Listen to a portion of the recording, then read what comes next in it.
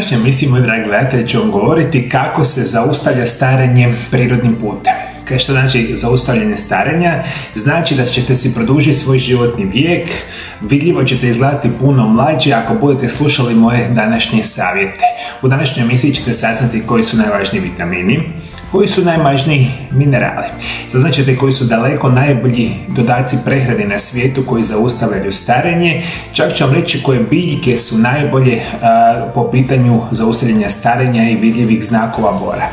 Ukoliko budete pažljivi i pratili me do kraja emisije, čak ću vam reći koji su glavni uzroci vidljivog starenja i koji su glavne teorije starenja, pa u današnjoj emisiji ćete saznati toliko informacija kao nikada u životu. Vjerujte, bit ćete oduševljeni. Koji vitamini su ključni za usporavanje starenja? Prvo, vitamini B skupine. Uzimajte vitamin B kompleks, 50 do 100 mg svakog vitamina. B 3 puta dnevno, plus ekstra vitamin B5, 50 mg 3 puta dnevno. Vitamini B skupine jačaju funkciju mozga, pomažu pretvorbi hrane u energiju. Ključni su za funkciju živčanog sustava i sprečavanje vidljivih znakova starenja. Drugo je vitamin C. Uzimate 2000 do 6000 mg dnevno, podijeljenih u više doza. Ovo je snažni antioksidans i ključni je faktor zdrave kože i zaustavljanja starenja. Treći je vitamin E. Počnite sa dozom od 50 do 80 internacionalnih jedinica dnevno i pomalo povećavajte doze do 150 internacionalnih jedinica dnevno. Ako uzimate lijekove za razređivanje krvi, morate se pripaziti. Ovo je snažni antioksidans koji se bori protiv staničnog starenja i upotrebljavajte nešto što se naziva D-alfa-tokoferol. Dakle, vitamini B skupine, vitamin C, vitamin E, oni su vam ključni. I kao što vam budem sada govorio i za minerale, vi njih slobodno smijete konzumirati uz hranu koju vi jedete, međutim da jedete hranu krcatu mineralima i vitaminima i specijalno što ste stariji imate velikih problema, uzimajte visoko kvalitetne dodatke prehrane koje sadrže ove vitamine i pomoće vam u vidljivom smanjivanju rizika od onih starenja, vidljivih znakova bora i sličnog. Ono što ću vam reći, koji minerali su ključni za usporavanje starenja. Prvo je kalij. Uzimajte 99 mg dnevno, igra ključnu ulogu u staničnoj energiji i protoku tekućina u tijelu. Drugo je selen, 200 do 300 mikrograma dnevno. Jača imunitet, štiti od raka, potiče bolji rad hormona i sprečava vidljive znakove starenja. Treće je cink, uzimati 30 do 50 mg dnevno. Potreban je za jačanje imuniteta, funkciju crvenih krvnih stanica i smanjivanje rizika od oštećenja kože. Važno je napomenuti da minerali kalij, selen i cink ne djeluju izolirano, već imaju sinergijski učinak kada se uzimaju zajedno. Ovi minerali surađuju kako bi održali ravnotežu elektrolita, smanjili oksidativni stres, poboljšali imunološki sustav i potaknuli regeneraciju stanica. Kombinacija ovih minerala u uravnoteženoj prehrani može pružiti cjelovitu podršku za prevenciju starenja i poticanje pomlađivanja. Mineral kalij, selen i cink igraju ključnu ulogu u prevenciji starenja i mlađeg izgleda. Kalij održava ravnotežu elektrolita i smanjuje rizik od hipertenzije. Selen djeluje kao snažni antioksidans i poboljšava imunološku funkciju, a cink potiče regeneraciju starenja i održava zdravu kožu. I naravno da ovi minerali i vitamini rade stotine drugih stvari koje sam puno puta pričao na mome kanalu. Međutim, da ovo lakše shvatite, sami kalij, sami naravno cink i selen su ključni po svim znanstvenim studijima da vas održavaju mlađim, da imate manje bora i da si produžite životni vijek na potpuno prirodni i siguran način. Dakle, ovo su minerali, ovo su vitamini. Moja sljedeća preporuka će biti jako ekstenzivna i govorit ću vam o najboljim dodacima prehrane koje vi danas možete kupiti u dućanima zdrave hrane zapravo diljem svijeta u preporučenim dnevnim dozama koji se smatraju najboljim dodacima prehrane na svijetu za smanjivanje rizika od starenja. Prvo će biti alfa-lipoična kiselina. Uzimajte po uputama na ambalaži, ovo je snažni antioksidans i potiče kontrolu šećera u krvi i bolju funkciju jetre. Drugo je koenzim Q10, uzimati 100 mg dnevno. Koenzim Q10 je moćni prirodni antioksidans, prisutan u ljudskom organizmu koji ima ulogu podupiranja enzima u različitim biokemijskim procesima. Neophodan je svakoj stanici ljudskog tijela za stvaranje energije. a u najvećim koncentracijama prisutan u bubrezima, jetri, srcu i gušterači. Opadanjem razina koenzima Q10 u organizmu slabi imunitet, a posljedica je ubrzano starenje organizma. Maksimalnu koncentraciju koenzima Q10 imamo sa 22 ili 23 godine, međutim nakon 35. godine njegove razine u organizmu počinju opadati. Zbog oslabljenja funkcije jetre, većina ljudi nakon 40. godine pogađa 30% manjak koenzima Q10 koji se sa godinama rapidno poveća.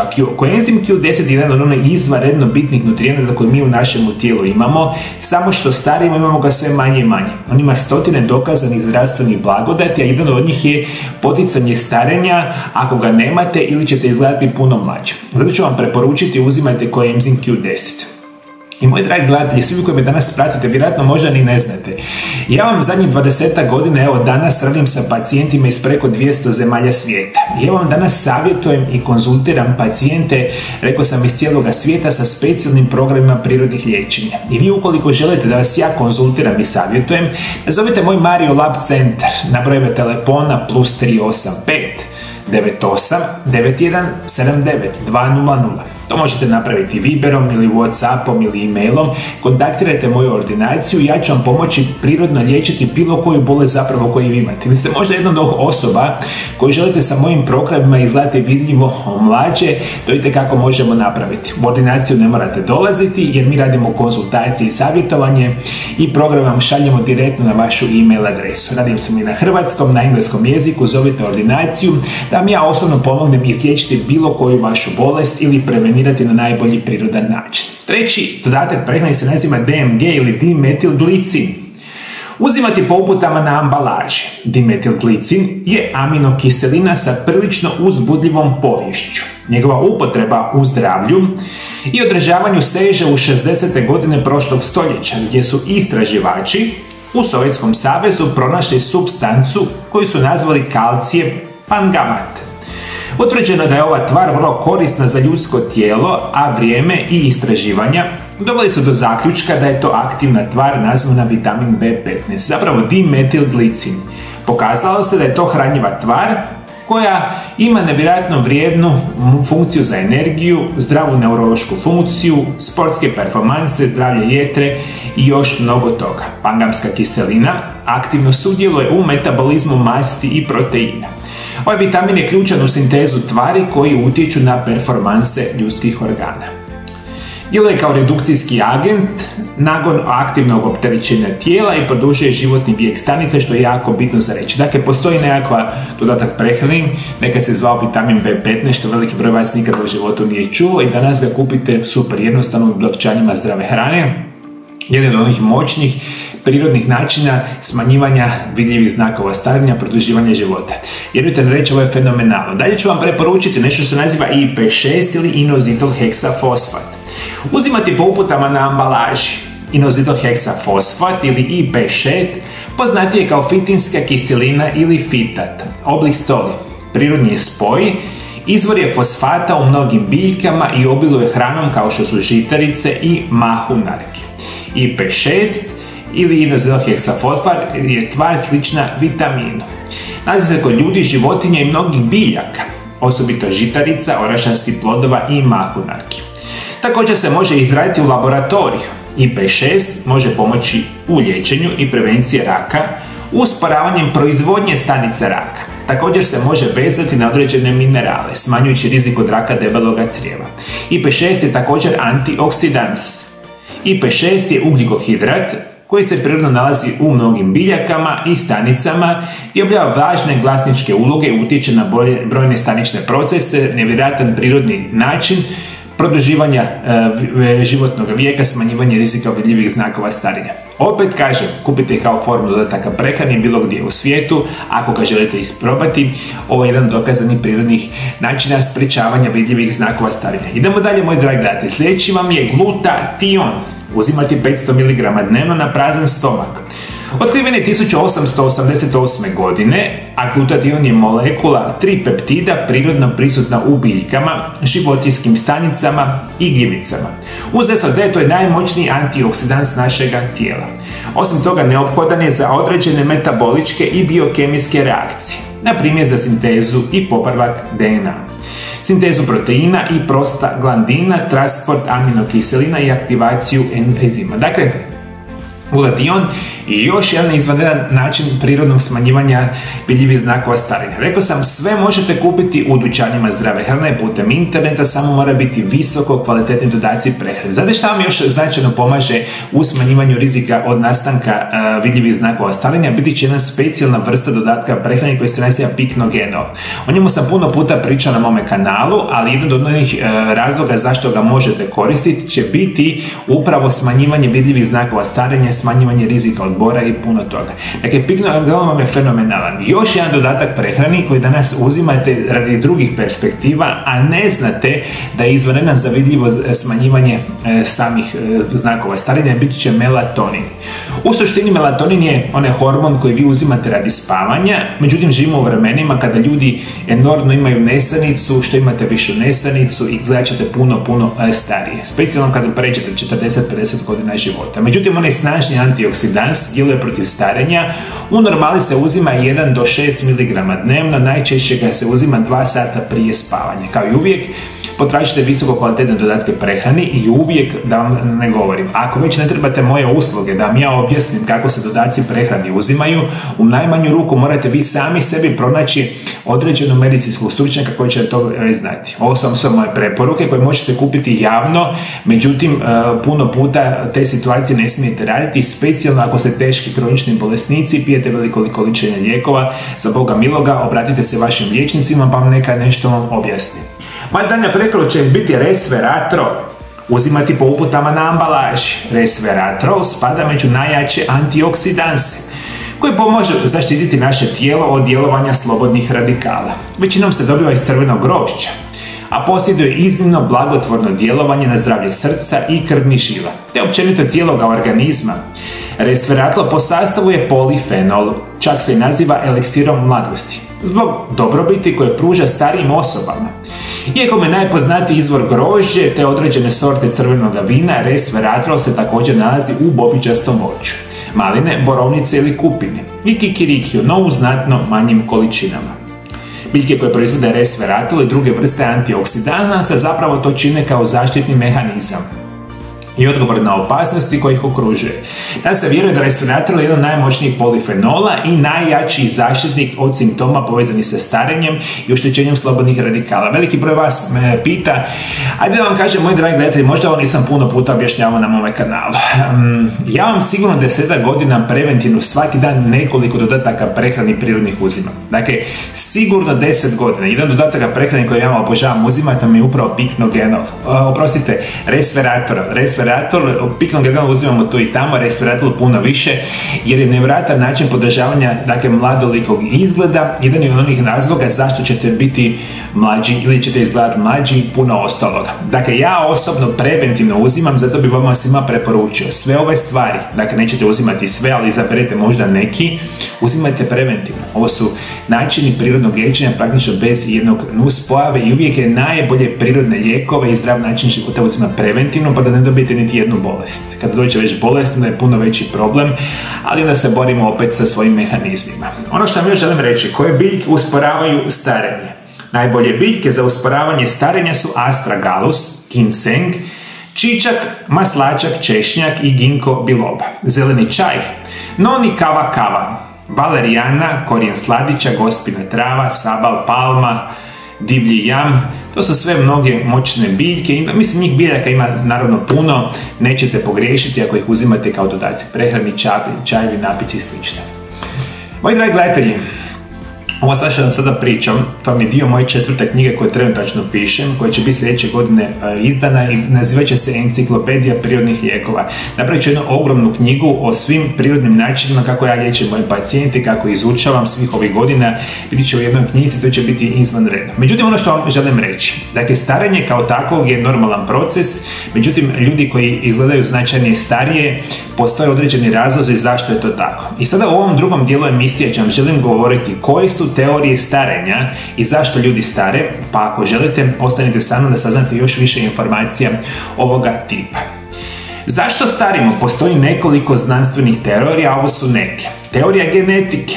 Genetika igra ključnu ulogu u određivanju starenja i očekivanog trajanja života. Naše tijelo sadrži posebni genetski kod kojeg smo naslijedili od roditelja i daljnjih rođaka. U tom genetskom kodu upisano je kako ćemo mi stariti tijekom našeg života. Na mnoge načine oštećujemo naš genetski kod, a posljedica svega je prerano starenje. U velikim brojevima će biti super jednostavno jasno.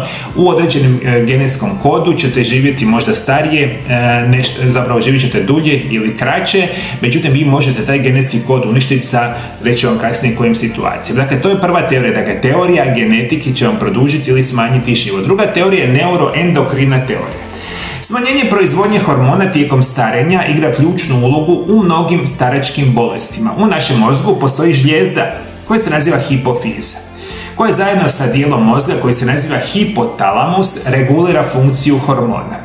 U tijelu, a posebno onih koji utječu na metabolizam, sintezu proteina, imunološku funkciju, biokemijske reakcije našega tijela. Kod ove teorije hipotalamus i hipofiza sa starenjem počinju gubiti funkciju i zato prerano starimo. Što smo stariji, funkcija hormona je slabija, što imamo manju funkciju hormona, normalno da starimo. Dakle, mi možemo djelovati na puno bolju funkciju ovih hormona, ali moramo mi živjeti zdravo i nositi prirodne lijekove, što najčešće ne radimo, i onda vi kad izgledate rapidno starije nego možda neki vaš osoba koja vi poznajete, sličnih je godina, znači da je jedan možda od ovih razloga. Dakle, teorija samih hormona. Moja treća teorija koju vam želim preporučiti će biti teorija oštećenja slobodnim radikalima.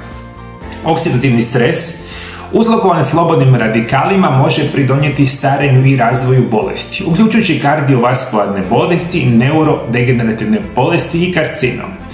Oksidativni stres kojemu izlažemo naše tijelo tijekom života uzrokuje prerano starenje. Loša prehrana, cigarete, alkohol, stres, lijekovi, toksini. Još puno toga uzrokuju da naše stanice počinju proizvoditi nus produkte koje nazivamo slobodni radikali. Ti slobodni radikali su molekule koje su sposobne samostalno živjeti. Zbog toga imaju čudan broj elektrona. Oni se trebaju pojavljivati u parovima, oni su nestabilni i reagiraju jako brzo sa ostalim molekulama našega tijela jer pokušavaju biti stabilni. Posljedica ovog procesa je oštećenje stanica. Da prevedeno značite, to sam rekao milion puta u zadnjih 5 godina, postoji nešto što se naziva slobodni radikali.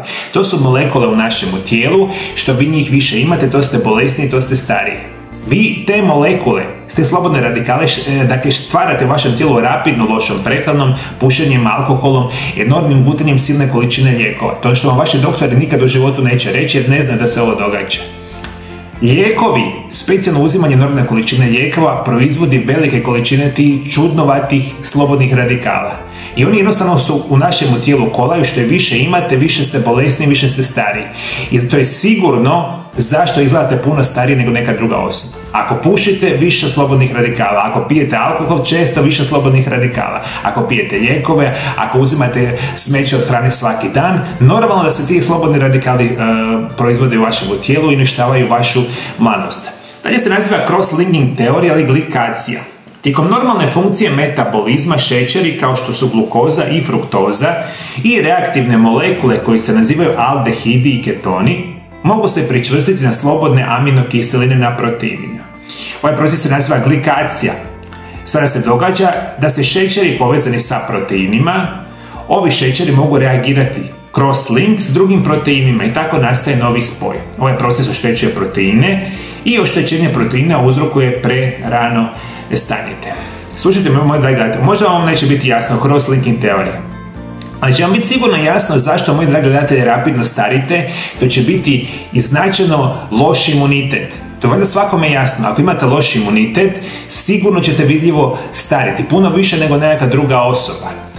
Teorija imuniteta, naš imunološki sustav sve više slabi kako starimo. Na primjer, prsna žlijezda koja je odgovorna za proizvodnju imunoloških stanica smanjuje proizvodnju i funkciju za 80% nakon 40. i 50. godine života.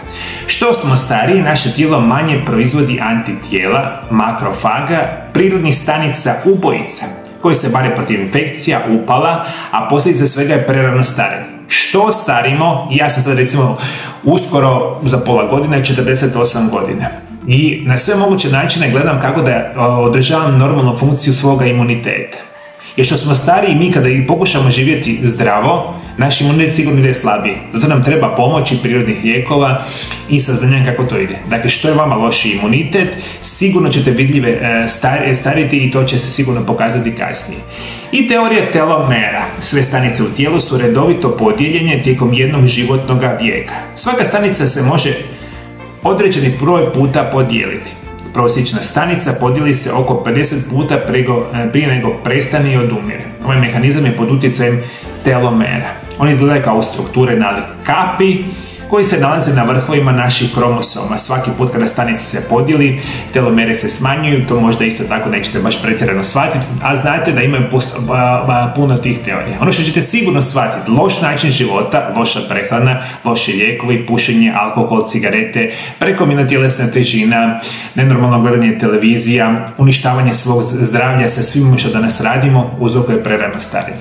Nekada je bilo jako smiješna informacija, pogledao sam jednog jako poznatog glumca koji je prije 40 godina snimio sa svojom tadašnjom kolegicom nekakav film. I usporedili su sliku njega prije 40 godina sa tom glumicom i danas njih dvoje kako izgleda, to je nevjerojatno. On je izgleda kao da je ostario možda 5 do 10 godina, a ona izgleda kao da je od njega starija 40 godina.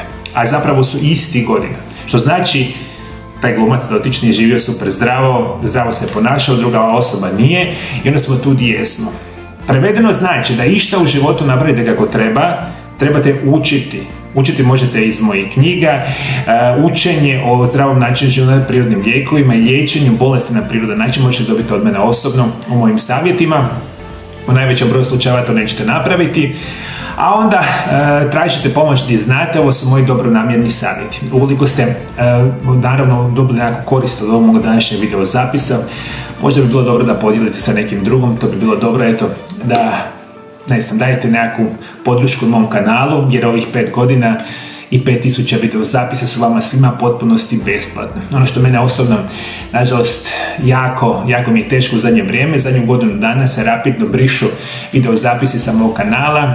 Ovaj video zapis koji sam ja danas sa vama napravio bit će prisutan možda 24 sata. Nakon toga ga praktično više niko nikada neće vidjeti, što je velika šteta. Prije par godina to nije bilo, danas je to tako kako je. I jedina šansa da meni date opciju da ja i dalje ovo radim kao što radim do sad i da mi pomognete jednostavno da podijelite video zapise. Nema drugog načina.